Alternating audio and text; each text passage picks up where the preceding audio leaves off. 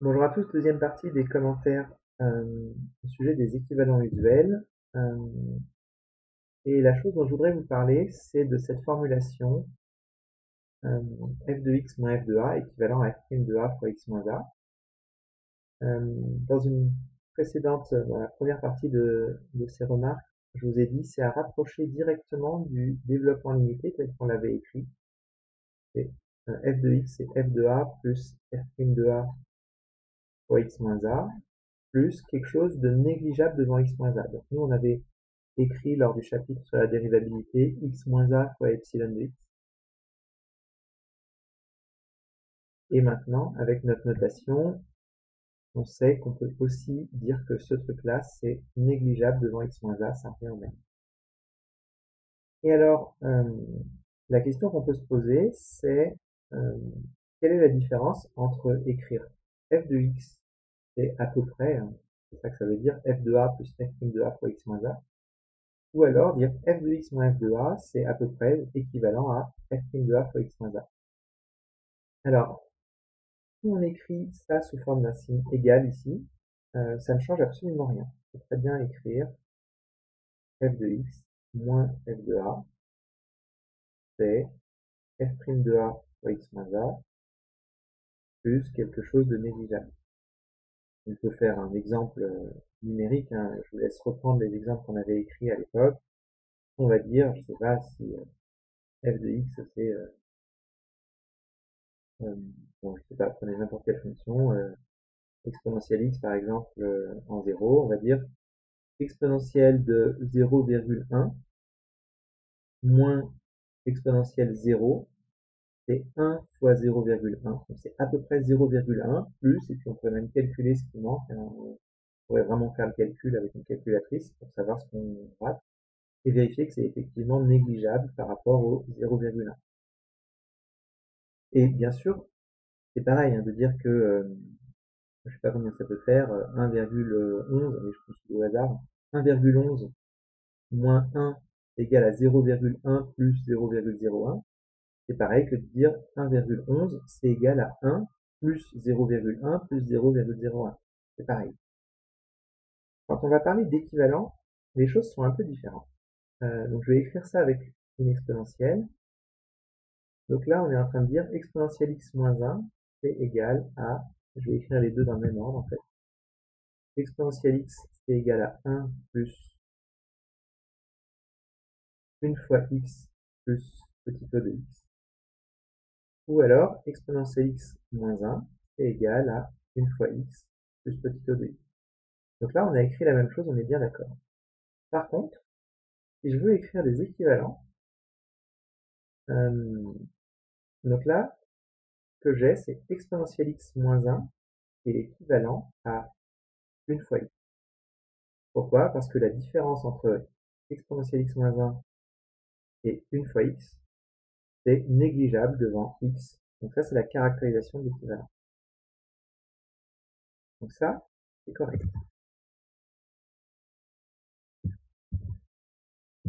Est-ce que c'est correct aussi de dire exponentielle x est équivalent à 1 plus x? Est-ce que c'est équivalent à dire ça? Est-ce que cet équivalent est vrai? Euh, quel est, quel est le problème? Alors, premièrement, cet équivalent est parfaitement vrai. On va même écrire carrément un quotient, le quotient, pour s'en convaincre. Euh, ça tend vers 1, parce que, quand x tend vers 0, bien sûr, ça fait exponentielle 0, ça tend vers 1, le numérateur il vaut 1 en 0, et le dénominateur vaut 1 en 0. C'est même pas une limite, c'est carrément une vraie valeur pour la fonction e de x sur 1 plus x. Quand x tend vers 0, quand x vaut 0, ça prend la valeur 1. Donc cet équivalent-là, il est vrai. Il est vrai aussi, si on veut le voir avec le petit e au-dessus, parce que l'écart entre exponentielle x et 1 plus x, ça fait un petit o de x. Et il se trouve qu'un petit o de x, c'est aussi un petit o de 1 plus x. Pourquoi? Parce que comme c'est négligeable devant x, a fortiori, c'est aussi négligeable devant 1. Mais le a fortiori, là, il est vraiment très fort, et justement, c'est ça qui va en fait poser problème pour cet équivalent-là. En fait, cet équivalent, il est vrai, il est bien choisi parce que c'est effectivement le début du développement, 1 plus 1 fois x, donc ça c'est ce qu'on a mis ici, c'est bien choisi, mais en fait, on aurait pu mettre n'importe quoi et ça aurait été vrai aussi. Si je mets 12x ici, en fait c'est vrai, c'est toujours vrai. Pourquoi? Parce que j'ai beau mettre un 12 ici, j'ai toujours 1 divisé par 1 qui tend vers 1. Et je suis pas obligé de mettre 12, je peux mettre 712. Juste c'est bien illisible ici, mais vous mettez n'importe quoi devant le x, c'est encore vrai, et ça tend, parce que la limite là c'est toujours exponentielle x sur 1 qui tend vers 1, et je peux mettre ce que je veux qui tende vers 0 ici, c'est toujours vrai. Et à la place de ça, je peux aussi mettre racine de x si je veux. Pourquoi c'est toujours vrai? Tout simplement parce que si je fais la limite, 1 plus racine de x ça tend vers 1, exponentielle x ça tend vers 1, donc le quotient tend toujours vers 1.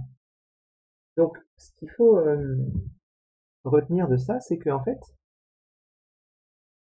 qui est intéressant à dire pour l'exponentielle, c'est que c'est équivalent à 1, c'est-à-dire que ça tend vers 1. Et en fait, si ma limite c'est 1, si l'exponentielle x tend vers 1, après je peux mettre complètement ce que je veux qui tende vers 0, ça va pas empêcher le quotient de tendre vers 1. Donc, mettre un équivalent qui commence par un truc et où on rajoute autre chose de plus petit, de négligeable en fait, ça n'a aucun intérêt. Donc c'est pour ça que on va jamais écrire que exponentielle x c'est 1 plus x. Enfin, c'est équivalent à 1 plus x. Parce que le plus x n'apporte rien. J'aurais pu mettre n'importe quoi, ce serait vrai aussi. Bon, il se trouve que quand je dis 1 plus x, c'est bien choisi par rapport au développement limité. Mais si j'avais dit 1 plus 36x moins 712 fois racine de x, ça aurait été vrai aussi et ça aurait été mal choisi. Donc ça c'est vraiment très important. Quand vous cherchez un équivalent, c'est vraiment un terme. Là il y a un terme, c'est x. Et si vous voulez un truc pertinent, un équivalent d'exponentielle x, il n'y a pas mieux que 1. Si vous voulez quelque chose de plus, après ce qu'il faut se demander c'est la différence entre exponentielle x et 1, qu'est-ce qu'elle fait? Et là on va chercher un terme comme équivalent de exponentielle x moins 1. Et si on veut être plus précis pour exponentielle x moins 1, ce qu'il faudra se demander, c'est exponentielle x moins 1 moins x, c'est équivalent à quoi? Mais jamais on pourra se demander exponentielle x moins 1, c'est équivalent à x plus quoi? Ça, c'est pas une bonne question. Parce que ici, je peux mettre ce que je veux, qui soit négligeable devant x, ce sera vrai. Je peux mettre x carré, je peux mettre 5x carré, je peux mettre tout ce que je veux ici, ce sera vrai. Donc il n'y a aucun moyen de savoir quel terme va être bien choisi. Donc si vous voulez un équivalent, ce qui est pertinent pour un équivalent, c'est un terme. Et si vous voulez donner deux termes, comme ici le 1 plus x, ce qu'il faut dire, c'est que x, le plus précis des deux, c'est un équivalent pour la différence entre exponentielle x et 1. Voilà, donc ça c'est vraiment très important. Et c'est pour ça que vous ne verrez jamais des réponses à les questions trouver un équivalent qui seront sous la forme, un équivalent ce serait, je sais pas, x plus 3x2. Ça pourra pas être une réponse correcte. L'équivalent, le bon équivalent, c'est x.